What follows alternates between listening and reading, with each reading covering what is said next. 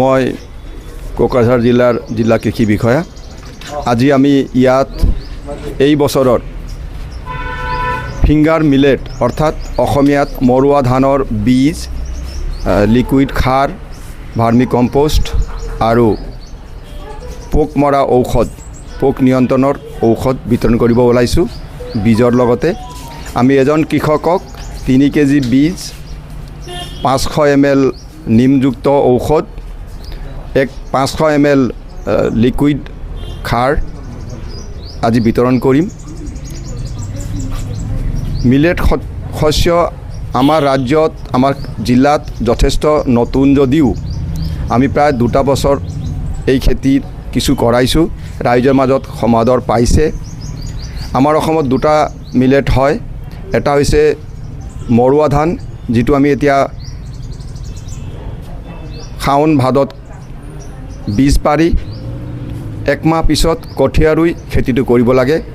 আৰু সিটো খেতি হৈছে আৰু এটা ধান, সেইটো কণী ধান বুলি কয়। সেইটো আমাৰ জানুৱাৰী 15 তাৰিখৰ পিছত ফেব্ৰুৱাৰী 15 তাৰিখৰ ভিতৰত সিঁচা হয়। এই দুবিধ শস্য আমি ইতিমধ্যে 2টা বছৰত কৰি আহিছোঁ। আৰু এইবেলি যিটো ফিংগাৰ মিলেট মৰুৱা ধানৰ কথা আমি কৈছোঁ, বিতৰণ কৰিব ওলাইছোঁ, এইটো আমি 100 হেক্টৰ মাটিত 750 বিঘাত খেতি হ'ব। তাতে 400 কৃষক বন্ধুক আমি বিতৰণ কৰিম। প্ৰত্যেকজনে 3 বিঘাকৈ পাব, প্ৰায় 2 বিঘা মাটিৰ কাৰণে। তো আমি আশা কৰোঁ এই মৰুৱা ধান আৰু আমাৰ খৰালি হোৱা যিটো কণী ধান, এই দুইটাক কৃষক ৰাইজে আঁকোৱালি ল'ব। আৰু এই 2টা শস্যৰ গুণৰ বিষয়ে অকণমান মই ক'ব বিচাৰিছোঁ। এই 2টা শস্য ৰুগ্ন স্বাস্থ্যৰ মানুহ আৰু আমাৰ নৱপ্ৰজন্ম, সৰু কেঁচুৱাৰ পৰা আৰম্ভ কৰি যুৱক যুৱতী, বৃদ্ধ বনিতায়ো এইটো খাব পাৰে। এইটোৰ গুণ হৈছে এইবিলাক ডায়েবেটিছ ৰোগীৰ কাৰণে ভাল, কিয় এই খাদ্যটো হজম হ'বলৈ যথেষ্ট সময় লাগে, লাহে লাহে কৰে, গতিকে ডায়েবেটিছ ৰোগীৰ কাৰণে উপকাৰী। সেইদৰে উচ্চ চাপযুক্ত ৰোগীৰ কাৰণে উপকাৰী। তাৰপিছত ইয়াত আছে যথেষ্ট পৰিমাণৰ আইৰণ আছে। আইৰণ হোৱাৰ কাৰণে যিবিলাক আমাৰ এনিমিয়া, ৰক্তহীনতা ভোগা মানুহৰ কাৰণে সহজ।